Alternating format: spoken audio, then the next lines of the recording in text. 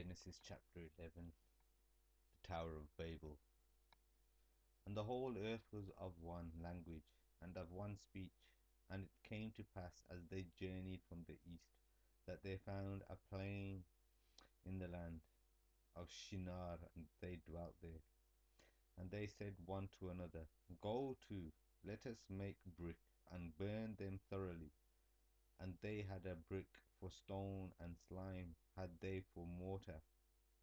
And they said, Go to, let us build us a city and a tower, whose top may reach to heaven, and let us make us a name, lest we be scattered abroad upon the face of the whole earth.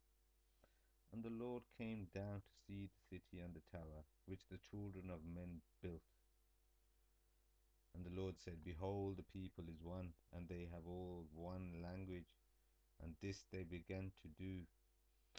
And now nothing will be restrained from them which they have imagined to do. Go to, let us go down, and there confound their language, that they may not understand one another's speech. So the Lord scattered them abroad from there upon the face of all the earth, and they left off to build the city.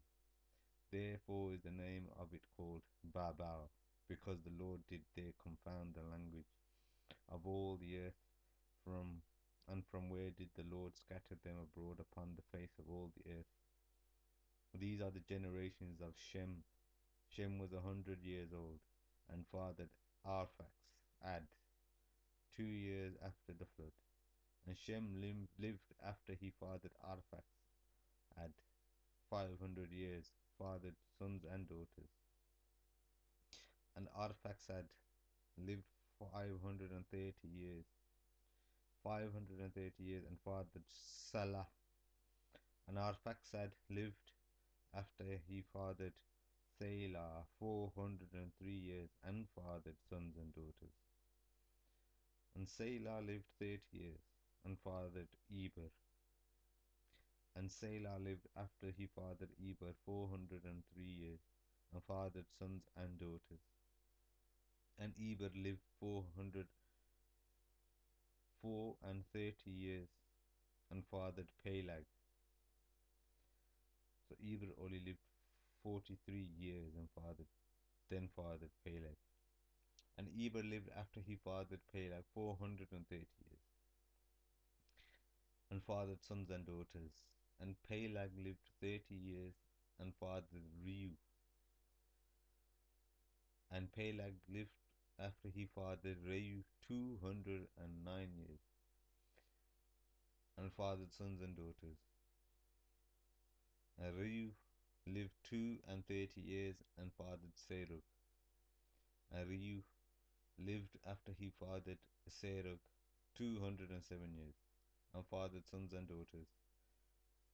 And Serug lived 30 years, and fathered Nahor. And Serug lived after he fathered Nahor 200 years, and fathered sons and daughters.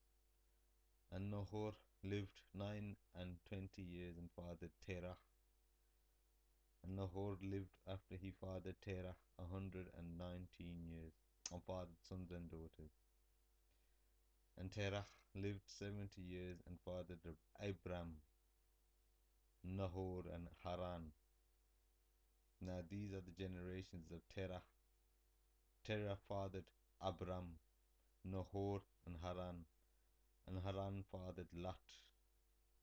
And Haran died before his father Terah in the land of his nativity in Ur of the Chaldees. And Abram and Nahor took them wives.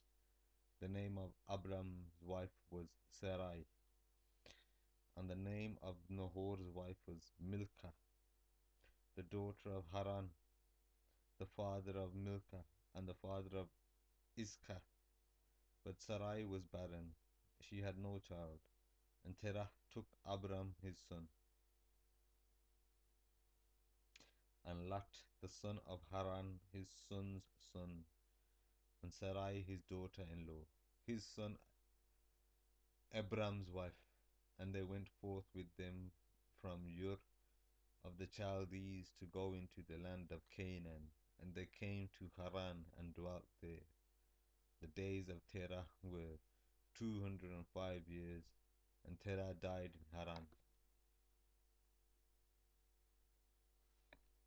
Chapter 11, showing the beginning generations of Abram.